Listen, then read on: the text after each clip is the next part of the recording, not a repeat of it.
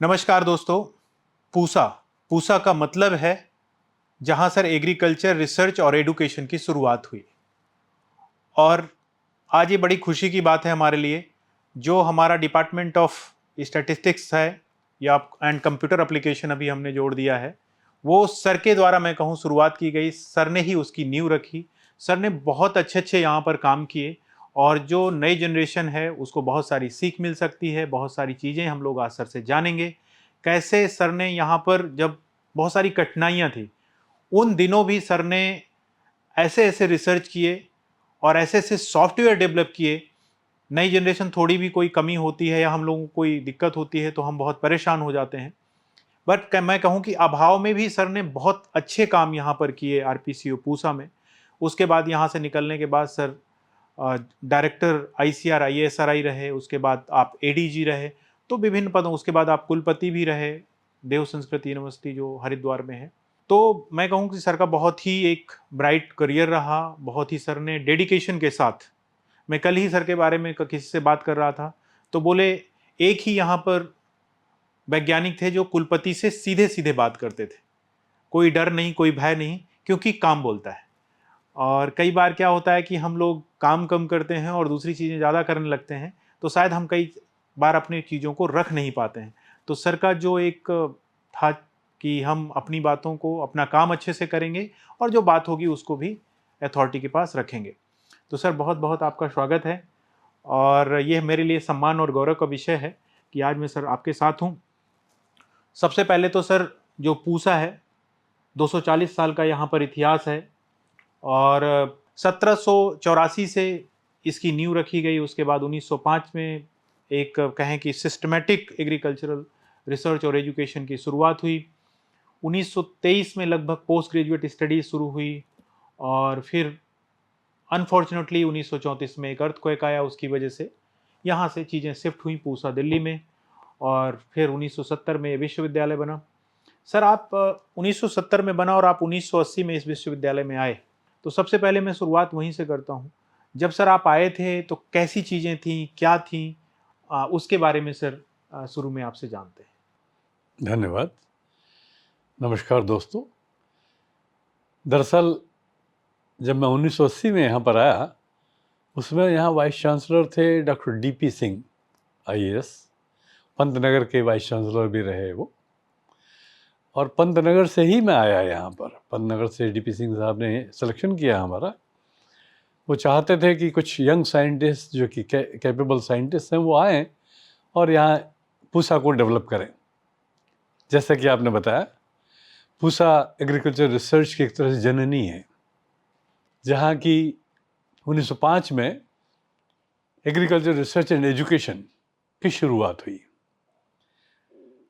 और उसके बाद 1923 में जैसा आपने बताया कि यहाँ टीचिंग शुरू हो गई और फिर शिफ्ट हुई, दिल्ली में गए।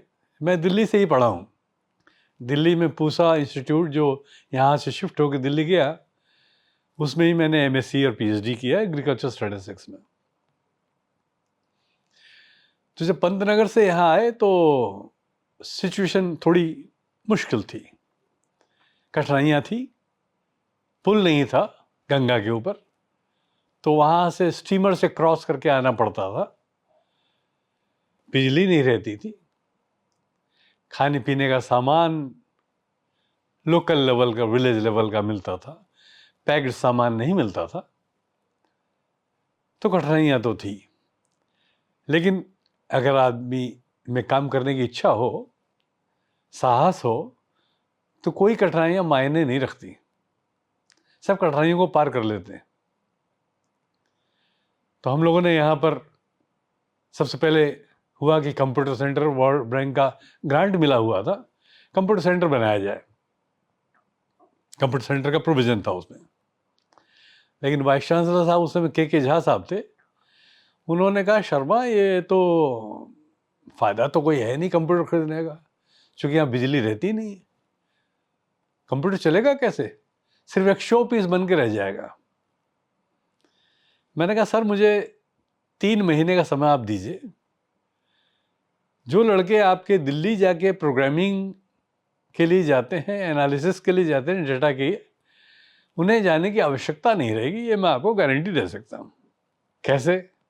मैं कहा जब बिजली आएगी तब काम करेंगे। तो ही वॉज सो इम्प्रेस्ड। बोले ठीक है, अगर तुम ये कहते हो करके दिखाओ। चैलेंज हो गया।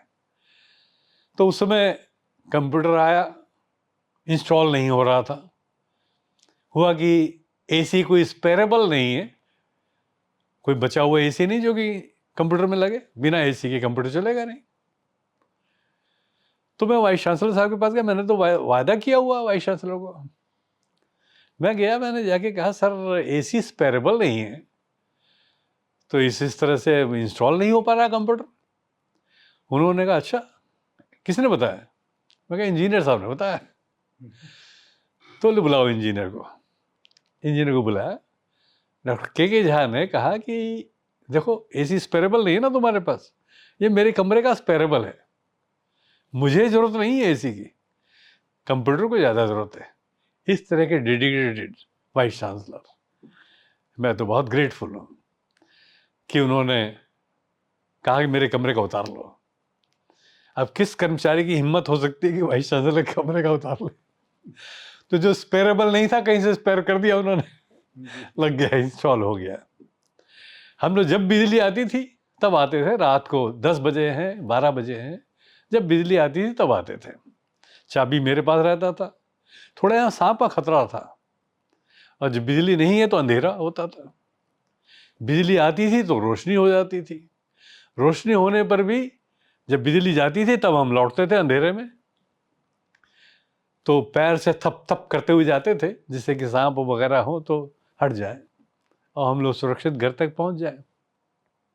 सारे प्रोग्राम मैंने लिख डाले, और 3 महीने बाद वाइस चांसलर साहब को बुलाया। सर मैं कहा आप इनॉग्रेट करिए इसे। इनॉग्रेट किया, बहुत खुश हुए। उसके बाद उन्होंने कहा कि देखिए आपका स्टैटिस्टिक्स, बेसिकली स्टैटिस्टिक्स साइंस है dealing with the data, data collection system, systematic system of data collection, analysis, interpretation, उसकी साइंस है। और कहाँ से शुरुआत हुई? एग्रीकल्चर से ही शुरुआत हुई। एग्रीकल्चर में sir R.A. Fisher, Ronald Aylmer Fisher, England में एग्रीकल्चर एक्सपेरिमेंट स्टेशन के काम करते थे, और मैथमेटिकली जबरदस्त ब्रेन था उनका। बाद में उन्हें सर की उपाधि दी गई, सर R.A. फिशर। वो स्टैटिस्टिक्स के फादर भी कहे जाते हैं। जितना स्टैटिस्टिक्स का डेवलपमेंट किया, analysis of variance, design of experiments, maximum likelihood, सब उन्हीं का दिया हुआ है। तो फादर ऑफ मॉडर्न स्टैटिस्टिक्स अगर है वो सर R.A. फिशर। वो एग्रीकल्चर में ही काम करते थे, और एग्रीकल्चर से ही स्टैटिस्टिक्स की एप्लीकेशन शुरू हुई और डेवलपमेंट शुरू हुआ, और यूजफुलनेस लोगों को लगने लगी कि बिना स्टैटिस्टिक्स के रिसर्च के आप एग्रीकल्चर रिसर्च नहीं कर सकते, चूंकि वैलिडिटी स्टैटिस्टिक्स से प्रूव होती है। कोई पेपर नहीं छपेगा आपका बिना स्टैटिस्टिक्स से। इसीलिए साइंटिस्टों के लिए भी ज़रूरी था कि कंप्यूटर जो है उसे उनके एनालिसिस में मदद कर सके, टाइम कम लगे।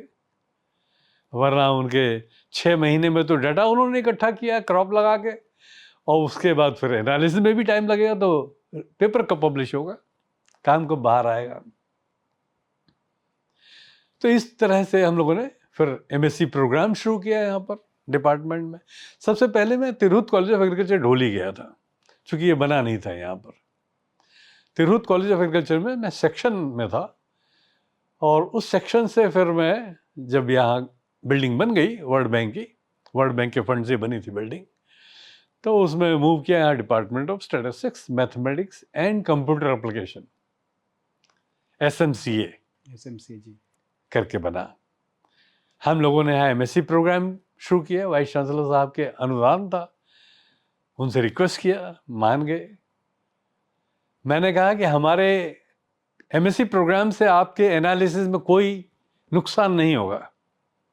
बहुत सारे हेड्स ऑफ डिवीज़न का ये फीलिंग था कि ये लोग एनालिसिस की तरफ ध्यान नहीं देंगे, अपने स्टडीज में MSc पढ़ाने में लग जाएंगे, लड़कों को गाइड करेंगे, सब करेंगे।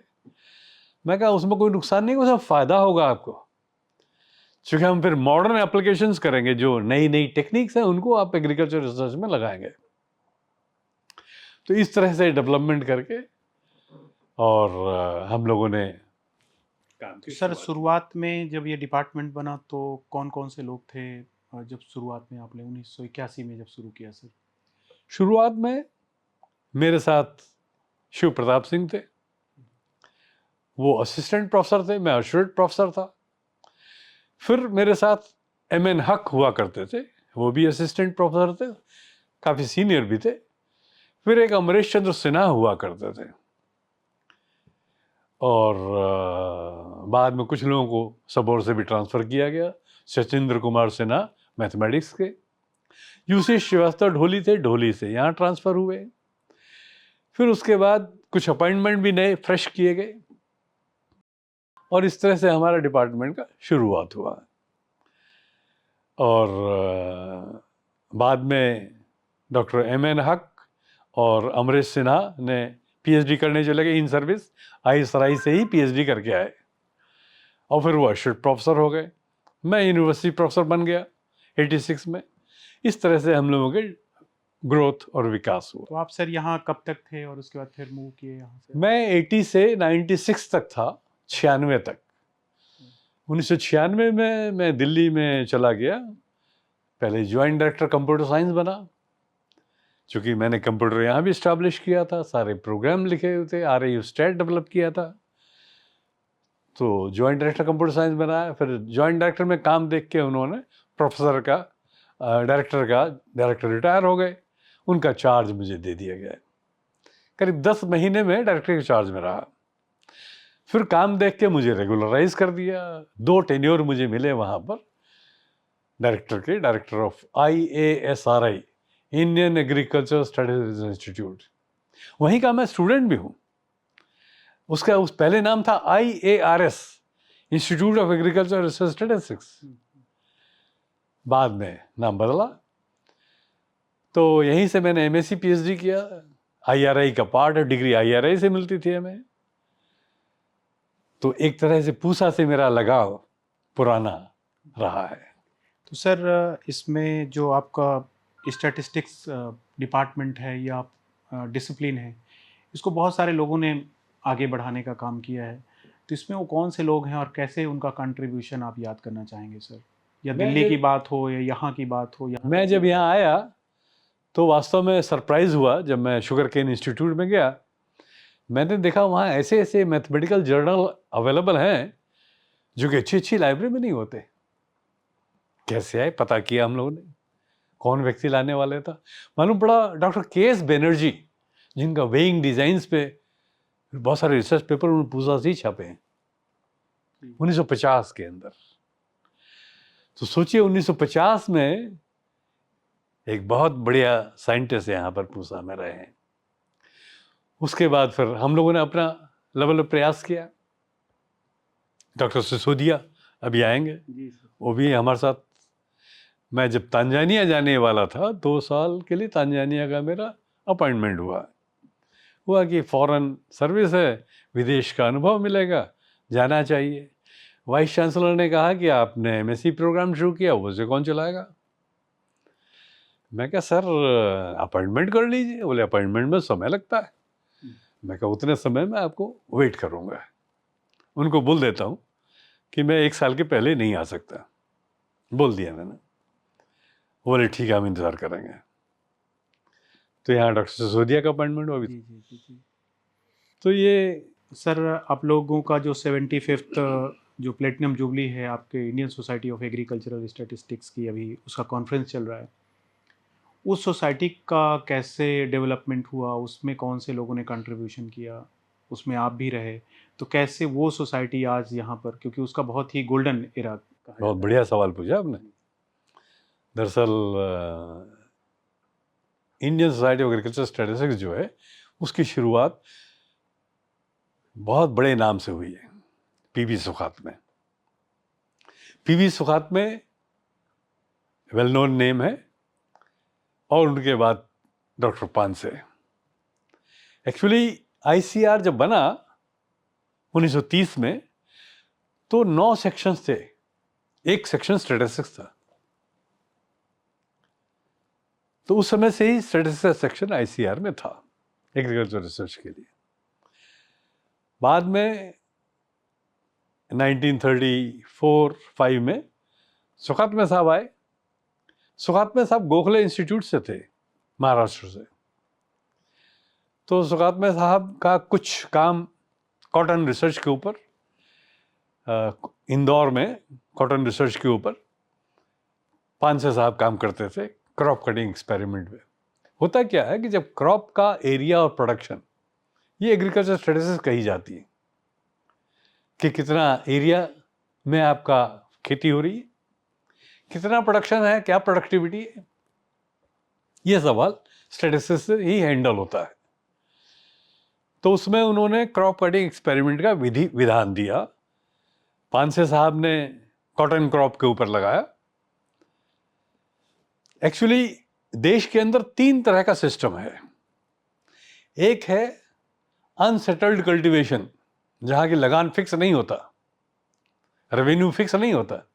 रेवेन्यू हर साल डिटरमिन होता है बेस्ड ऑन कौन कौन सी क्रॉप्स लगा रहे हैं। पटवारी सिस्टम इन जगह मजबूत है। ये करीब 85-86% एरिया ऐसा है देश का जहां की हमारा अनसेटल्ड कल्टीवेशन रेवेन्यू सिस्टम है, पटवारी सिस्टम वहां मौजूद है। 9% ऐसा है जहां पटवारी सिस्टम नहीं है, बिहार, बंगाल, उड़ीसा, यहां पटवारी सिस्टम नहीं है। तो उस समय जब ये पानसे साहब कॉटन रिसर्च पे काम कर रहे थे क्रॉप कटिंग एक्सपेरिमेंट पे, उस समय महालनोबिस, जो कि इंडियन स्टैटिस्टिकल इंस्टीट्यूट कोलकाता को एस्टैब्लिश किया था, और महालनोबिस साहब भी फिशर के स्टूडेंट रहे। फिजिक्स पढ़ने गए थे। उनका तो जो हमारा प्लान था ना, शायद सेकंड प्लान था उस जी। तो वो फिजिक्स पढ़ने गए थे। फिजिक्स में उन्हें इंटरेस्ट नहीं आया, फिशर साहब से इंटरेक्शन हो गया। जो उनका शार्पनेस देखा फिशर साहब का, बोले मैं तो स्टैटिस्टिक्स करूंगा। तो वहां से उन्होंने स्टैटिस्टिक्स की तरफ रुझान हो गया। यहाँ इंडिया आने पर जमींदार थे, प्रॉपर्टी थी उनकी, उन्होंने अपना जमीन एग्रीकल्चर मतलब स्टैटिस्टिक्स के लिए डोनेट करके इंस्टीट्यूट बना दिया। इंडियन स्टैटिस्टिकल इंस्टीट्यूट 1931 में एस्टैब्लिश हुआ, और वहाँ पर जूट के ऊपर काम करते थे। जूट का जैसे ब्रॉडकास्ट कल्टीवेशन है, वहाँ कॉटन तो रो में लगता है और ये ब्रॉडकास्ट है फैल के लगता है। तो इसमें सर्कुलर कट उन्होंने डेवलप किया, जो कि इस स्टेज के लिए उपयुक्त था, अनसेटल्ड कल्टीवेशन के रेवेन्यू सिस्टम के लिए उपयुक्त था। और जो पानसे साहब का काम था, सुखात्मे साहब का काम था, वो क्रॉप्स के ऊपर था, जो लाइनों में लगता है, रोज में लगता है। तो इसलिए वो रेक्टेंगुलर कट, इसके ऊपर बहुत कंट्रोवर्सी चली, बड़ा डिस्कशन हुआ। फिर उसके बाद सुखात्मे साहब को यूनाइटेड नेशंस में बुला लिया गया। यूनाइटेड नेशंस के डायरेक्टर बन गए, FAO, और डायरेक्टर बन गए। तो यहाँ पर उसी समय NSSO बन गया, नेशनल सैंपल सर्वे ऑर्गेनाइजेशन, और एग्रीकल्चर स्टडीज का काम जो है NSSO को दे दिया गया। तो पानसे साहब ने हुआ कि ये इंस्टीट्यूट कैसे डेवलप करें। फ्रैंक येट्स और DJ फिने, मशहूर स्टैटिस्टिशियन, ब्रिटिश स्टैटिस्टिशियन है, उनको यहाँ विजिट के लिए बुलाया। उन्होंने सुझाव दिया एनिमल साइंस पे रिसर्च करिए। तो एनिमल साइंस पे रिसर्च शुरू हुआ यहाँ पर। एनिमल साइंस का प्रॉब्लम और ज़्यादा मुश्किल है स्टैटिस्टिक्स से। मिल्क यील्ड निकालना आसान नहीं है, क्योंकि सुबह शाम 2 दफ़े तो गाय भैंस को धोना ही पड़ेगा, और उस समय कितना निकला कितना नहीं निकला आसान नहीं है। फिर उसके बाद इसी तरह से आपका मिल्क यील्ड हो गया, मीट हो गया, एग्स हो गया, फिशरी तो बाद में आया, और एनिमल साइंस के ऊपर स्टैटिस्टिक्स की लगाने के लिए एक नई स्कीम दिया इन्होंने, इंटीग्रेटेड सैंपल सर्वे। ऐसा सैंपल सर्वे जिसमें सारे प्रोडक्ट एनिमल साइंस के एस्टिमेट हो जाए। उसके लिए एक आदमी वहीं बैठ रहता था, रहने के बाद वो जाता था, रिकॉर्ड करता था, मिल्क अपने सामने धोता था और रिकॉर्ड करके इस तरह से डेटा का वैलिडिटी इंश्योर किया उन्होंने। बहुत सफल हुआ। उसके बाद ये वेजिटेबल क्रॉप्स, हॉर्टिकल्चर क्रॉप्स, इनकी अलग प्रॉब्लम थी।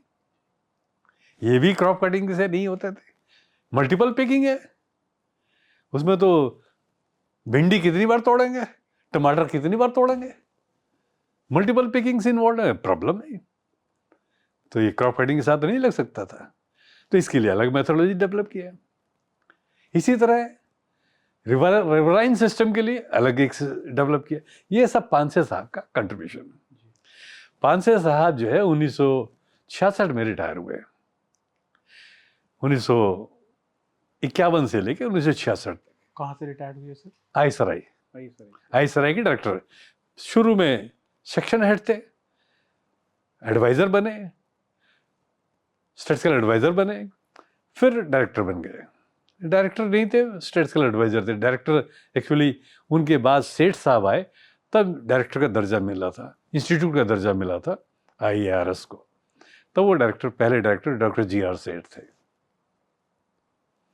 डॉक्टर सेठ के बाद डॉक्टर दास, डॉक्टर दरोगा सिंह, डॉक्टर प्रेम नारायण। डॉक्टर प्रेम नारायण के बाद और रहे गोयल साहब रहे। गोयल साहब के बाद मैं आया था, तो मैं करीब वहाँ पर डायरेक्टर रहा 97 से लेके 2008 तक।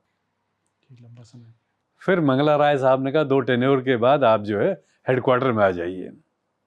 हेडक्वार्टर में एजुकेशन डिवीज़न में HRD का ADG बना के मुझे बुलाया, तो वहाँ काम किया, वहाँ से रिटायर हुआ। फिर वहाँ से उसके बाद जैसा कि आपने बताया देव संस्कृति विश्वविद्यालय में वाइस चांसलर करीब 3 वर्ष रहा। जी सर, जी सर। तो ये स्टैटिस्टिक्स का डेवलपमेंट है, हम लोगों ने बहुत प्रयास किए। बच्चों को हम यही कहना चाहते हैं कि आप लोगों को फील्ड एक्सपीरियंस होना चाहिए। Methodology, mathematical part of statistics is important, वो आपस में अपना महत्व है, लेकिन statistics basically is in applied science. जब तक उसका एप्लीकेशन नहीं होगा, without application statistics has no fruits, has no roots. इसलिए एप्लीकेशन की तरफ ज़्यादा ध्यान होना अगला चाहिए। मेरा सवाल यही था कि अभी जैसे कि हमारे भी विश्वविद्यालय में कुछ 8-10 लोग आने वाले हैं, कंप्यूटर के भी हैं, बायो इन्फॉर्मेटिक्स के हैं और स्टैटिस्टिक्स के हैं, तो उनके लिए आपका क्या मैसेज होगा? कैसे वो अपने आप को डेवलप करें और इसकी जो लेगेसी है डिपार्टमेंट की, जो आप लोगों ने शुरू किया था, उसको लोग कहें कि नहीं RPCU का जा कर के देख के आइए, तो उनको क्या करना चाहिए? ये मेरा सौभाग्य रहा है कि मैं जब ISRI में गया तो वहाँ पर कंप्यूटर का डेवलपमेंट काफ़ी तेज़ी से किया, और एक काम था डाटा वेयरहाउस। डाटा वेयरहाउस करके डाटा माइनिंग। डाटा वेयरहाउस का मतलब सारा डाटा, पूरे कंट्री का डाटा इकट्ठा करके सुपर कंप्यूटर में रखा जाए, और उससे फिर डाटा माइनिंग करके पॉलिसी रिसर्च के लिए हेल्पफुल इंडिकेशन दिए जाए अथॉरिटीज़ को, डायरेक्टर जनरल को, डिप्टी डायरेक्टर जनरल को, और जो कंसर्न अथॉरिटी मिनिस्ट्री है, मिनिस्टर को यूज़फुल इंफॉर्मेशन दिया जाए एग्रीकल्चर रिसर्च की। तो वो डाटा माइनिंग के ऊपर काम किया, डाटा वेयरहाउस पे काम हुआ। इनहेरिस प्रोजेक्ट बना, Indian national agriculture resource project. सारे एग्रीकल्चर रिसोर्सेज का सारा डाटा मंगाया गया, डाटा को क्लीन करके डाटा वेयरहाउस में डाला गया। उसके ऊपर फिर तो उसके आगे बहुत बढ़ता गया। अब तो परम कंप्यूटर हमारे यहाँ लग गया है, परम करके सुपर कंप्यूटर लग गया, और सुपर कंप्यूटर होने के साथ साथ अब इतना डेवलपमेंट कंप्यूटर के ऊपर हुआ कि जितने केवी के हैं सबका डाटा हमारा इंस्टीट्यूट में है, डाटा सेंटर बना। वो लोग ये रोज एंट्री करते हैं उसमें, तो पूरे केवीके का डाटा, पूरे इंस्टीट्यूट प्रोजेक्ट का डाटा, सब डाटा अवेलेबल है हमारे पास। तो जो नई जनरेशन है उसको डेटा और साइंस, यंगर जनरेशन को। जी उसके बाद फिर हमने बायो इन्फॉर्मेटिक्स के लिए ट्रेनिंग के लिए भेजा। जी, बायो इन्फॉर्मेटिक्स शुरू किया, MSc प्रोग्राम। तो बायो इन्फॉर्मेटिक्स हुआ, डाटा वेयर हाउसिंग हुआ।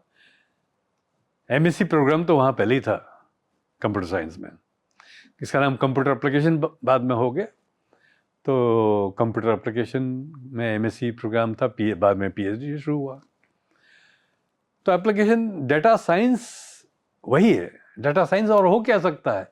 Science of data, statistics is the science of data. तो लेकिन यह है कि हैंडल करने के, पुराने ज़माने में हम लोग फैसिट मशीन चलाते थे। एक जर्मन मशीन थी फैसिट, जिसका कि हैंडल घुमाना पड़ता था मल्टीप्लिकेशन, डिवीजन वगैरह सब करने के लिए, मैट्रिक्स इन्वर्ट करने के लिए। बड़ी स्टडी मशीन थी। उस मशीन का इस्तेमाल होता था पहले, और उससे पहले निशा वगैरह और मशीनें भी हुआ करती थी। बाद में मोस्काल आ गया DCM का। अब बाद में ये पर्सनल कंप्यूटर राजीव गांधी साहब लेके आए थे। पर्सनल कंप्यूटर पे काम होने लगा। और हमारे यहाँ ISRI में 1620 करके मेन फ्रेम सिस्टम लगा था। अमेरिका का IBM सिस्टम था, वो 1964 में लगा था। तो मेरी ट्रेनिंग वहीं पर है। Karl F. कोज़ाक आते जॉर्जिया यूनिवर्सिटी के, अमेरिका से। उन्होंने फोर्ट्रैन 2 हमें पढ़ाया था। तो मेरी कंप्यूटर की ज्ञान वहीं से शुरू हुआ।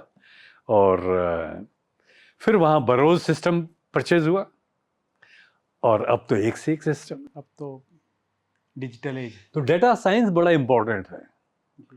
डेटा साइंस में क्या, analytics important, data analytics statistics है।